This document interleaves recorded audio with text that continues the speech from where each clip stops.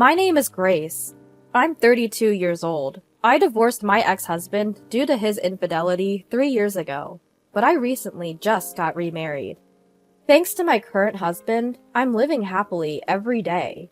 However, because these days are so blissful, sometimes I can't help but recall the painful memories from the past. My ex-husband was emotionally abusive and treated me like a housemaid. Despite being tired from my own job, he dumped all the housework on me.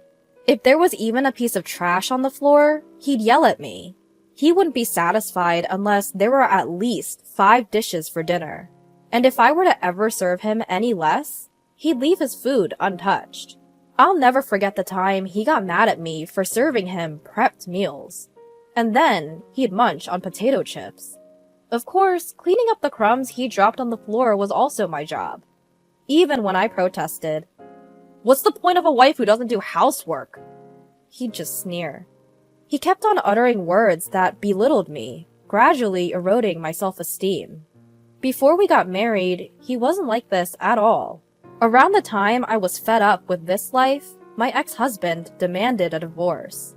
He had a mistress. He was cheating on me.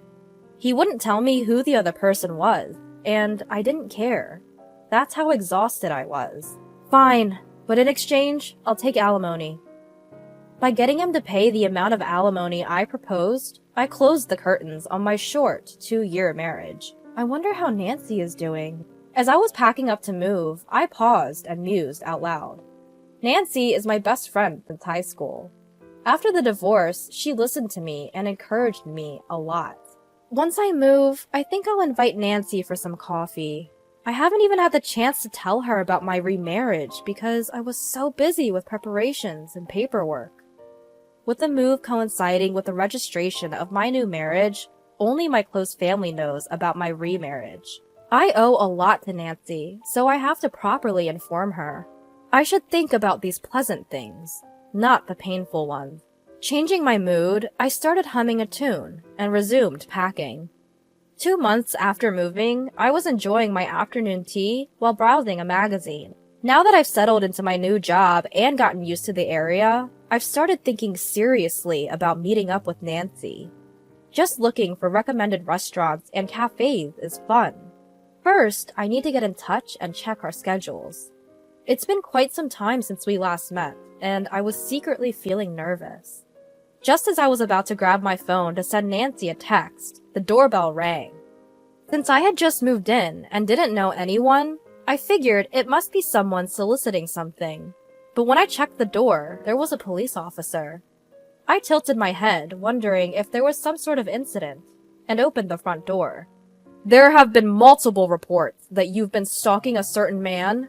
Do you have any idea about this?" Caught off guard by the unexpected visitor, I was at a loss for words. Apparently, almost every day, the man received letters crammed with the words, "I love you," among other annoyances hinting at a romantic pursuit. I had just moved into this neighborhood and suggested it could be a case of mistaken identity, but it seems I have no choice but to verify it, as the complainant has specifically named me as the perpetrator. I tried asking who the complainant was, but the officer could only apologize and bow his head.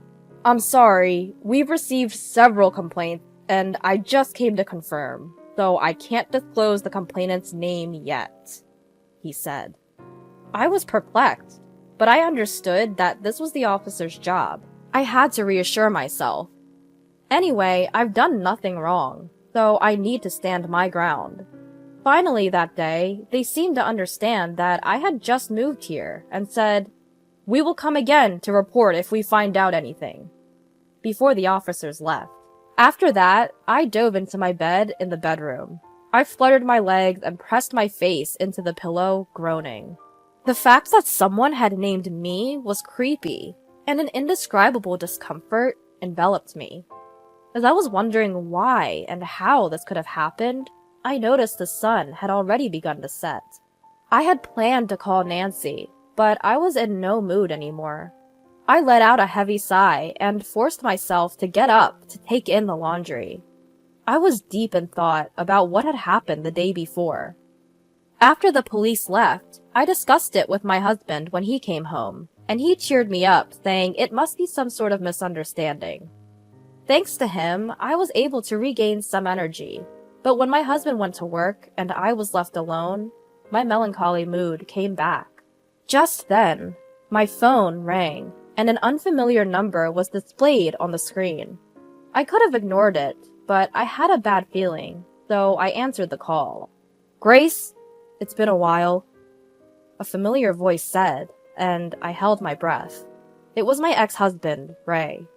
Ray seemed to laugh at my silence. "I heard you still haven't admitted to stalking me. I'm disgusted by the police, even though I told them to investigate thoroughly," he said. At that moment, I realized that the incident the day before was caused by my ex-husband. "So you are the one who made that strange complaint to the police?" I asked, to which my husband affirmed, "Yes. You moved close to me because you still have feelings for me, right? Everyone around me is surprised by this too," he continued, misunderstanding the situation. My ex-husband, Ray, always overflowing with an odd sense of confidence, irritates me more than he knows. I can just tell he's smirking on the other end of the phone. It seemed like he had told everyone around him that his ex-wife was stalking him. Me? Stalking my ex-husband? That's ridiculous. The painful memories from the past came flooding back, and even though I tried to maintain my composure, I could feel my blood boiling. "It's been 3 years now. What are you talking about? Besides, I'm remarried." I responded strongly, but my ex-husband just laughed as if he didn't believe me. "If the police can't settle this, then we have to do it ourselves," he said, suggesting a face-to-face meeting. The place he chose was a diner. "Fine, I have nothing to hide," I finally agreed. Angry as I was, I responded to the call and headed to the local diner. In retrospect, I admit that it was rather thoughtless of me. Upon arriving at the diner, I found my ex-husband Ray waiting at the entrance. He was different from the old days. Dressed in a suit even I could tell was of good quality. "Grace, have you gotten prettier somehow?" His scent, a fragrance of cologne, wafted from him as he studied me intently.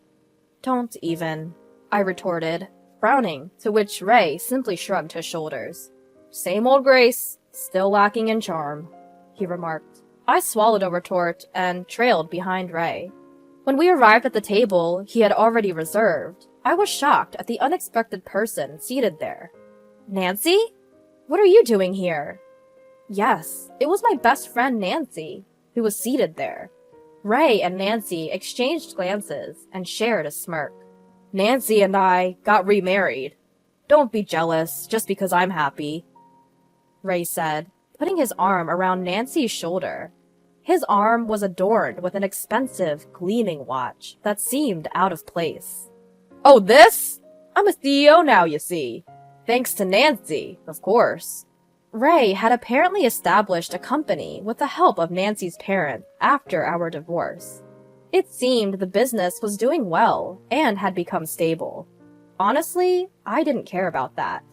What stunned me was the word remarriage. Nancy, who knew how badly I was treated, remarried this man?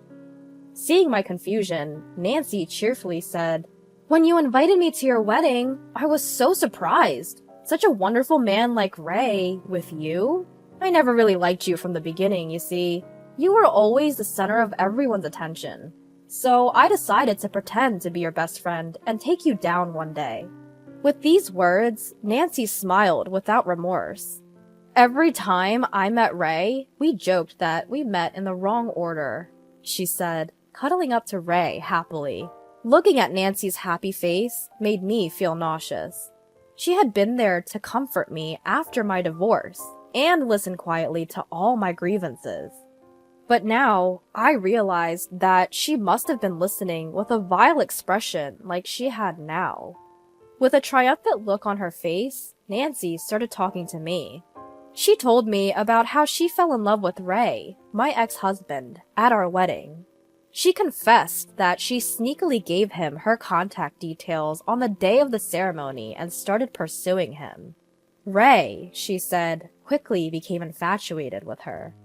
The most shocking revelation was that Nancy had been encouraging Ray to emotionally abuse me. No wonder I felt Ray's personality had suddenly changed after we got married.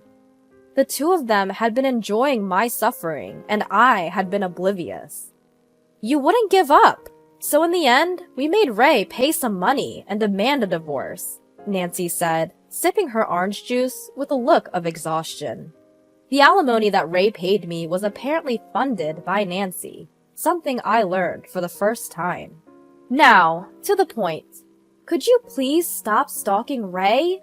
We were surprised when we saw you the other day, but to think you moved here just to stalk Ray? It's been 3 years since the divorce, and it's really creepy. We're happily married and enjoying our life, unlike you, Grace. So just give up, will you? From the way Nancy was talking, it seemed she had seen me around and realized that I had moved here.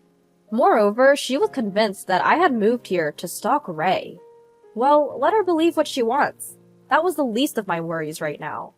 I'm standing in front of this man and woman, holding myself back from letting my anger get the best of me.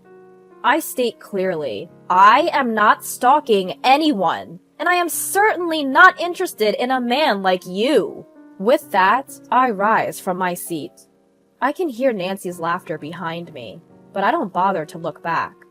Almost 2 months have passed since then. I received a call from Ray. I had been expecting it, so I answer. Ray is in a panic on the other end of the line, and I can't help but smirk, because I already knew what went down. So, it seems you really were the victim of a stalker. But it turns out it wasn't me, but your current mistress, I inform him. Apparently, Ray had remarried Nancy and was having an affair again. As a result, his fling had developed strong feelings for him and turned into a stalker. That's the truth. Ray, looking shocked by my words, stammers out an explanation. Turns out he knew that the stalker was his mistress. But if Nancy found out and they divorced, he'd lose the support of her parents. He overheard Nancy saying that I had moved into the area and decided to frame me as the stalker to deceive her. According to him, it was Nancy's idea to name me as the stalker to the police and to call me to the diner. Lies built on lies, leading to this situation. It's so typical of Ray. I'm sorry I framed you as the stalker, but you didn't have to do this! I hear the agony in his voice. It sounds like he's in the middle of a real mess. From the other end of the phone, I can hear pounding on a door and the voice of a woman who seems to be Nancy. He must be barricading himself in his room. It's pathetic. I simply told Nancy the truth, out of regard for our old friendship, I explain. Ray's this probably refers to the photo I sent Nancy. Please expect a claim for damages for the affair. I wrote a note attached to it. The photo shows Ray's mistress engaging in stalking, and another scene of Ray walking arm in arm with the stalker into a hotel. I'm shocked that you'd go to a hotel while you're still being harassed, I say, sounding flabbergasted. I had no choice! She threatened to tell Nancy to divorce me if I didn't meet her. As for how I got such a photo, is all thanks to my husband. My current husband runs a private detective agency. He recently set up his own office, and we moved to this area. However, I am feeling mixed emotions and guilty that the first job after opening his office involves my ex-husband. My husband managed to find the real stalker of Ray in about a month, and secured solid evidence of Ray's affair with the stalker. I can't thank him enough. By the way, expect a claim for damages from both you and Nancy, I tell him. I hear Ray make a bewildered noise. You knew who the real culprit was, yet you named me to the police as the stalker? And on top of that, you spread rumors about it. Just how low can you go? But I caught my ex-husband Ray at a loss for words, and I pressed on. I was just about to forget our married life. I'm gonna make you pay for reopening my wounds. Right after I heard Ray's pitiful whimper, there came a loud noise and a woman's angry shout from the other end of the line. It seemed like Nancy had broken down the door and entered the room. I heard her ask, "Who were you sneaking around talking to?" And then the voice on the phone switched to Nancy. She must have grabbed the phone from Ray. "Who are you? That stalker chick?" "No, it's Grace." Nancy didn't calm down, even when she found out it was me on the phone with Ray. She continued to rant out. She was apparently angry about being asked to pay compensation for the affair. "Don't kid yourself! Why on earth should I have to pay for compensation now?" I told her what I'd learned from the lawyer who was introduced to me by my husband, that if you divorce due to an affair and don't know who the other person was, you can demand compensation up until 3 years after you find out. "I just informed your husband that I'll be seeking damages for defamation." Nancy's voice cracked with tears. "You money grubber! Don't take away my happiness! You're just getting back what you dished out, right?" All because she disliked me, she had Ray do her dirty work and torment me. She played the good friend after the divorce, but inside, she was laughing at me. I can't forgive her. "I'm not paying any compensation fee." When I was called out to a diner, I had a voice recorder in my bag. I had it turned on for self-defense, but I unexpectedly found out that Nancy was the one Ray had the affair with 3 years ago when we got divorced. I have it recorded, and I'm recording this call as well. It doesn't matter what you say, you'll pay for your actions. If necessary, I intend to use this recording as evidence and make Nancy and Ray pay. There's a business card from a lawyer in the photos I sent you, right? From now on, please contact me through that lawyer. I hang up the phone without listening to Nancy's rebuttal. With the sound of the call ending, I finally felt like I was able to put the divorce 3 years ago behind me. Thanks to the lawyer my husband introduced, I was able to get Ray and Nancy to pay most of the compensation amount I demanded.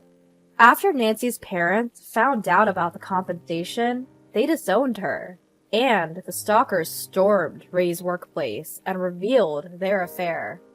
Ray lost his social credibility and the support from Nancy's parents. Even now, it seems Ray and Nancy are having a hard time with the stalker from the affair. "We just moved, and you had so much going on," my husband sympathized. Despite the trouble I caused him this time, I want to cherish this man who is still kind and smiles at me. I look forward to enjoying the peaceful times that have finally arrived together.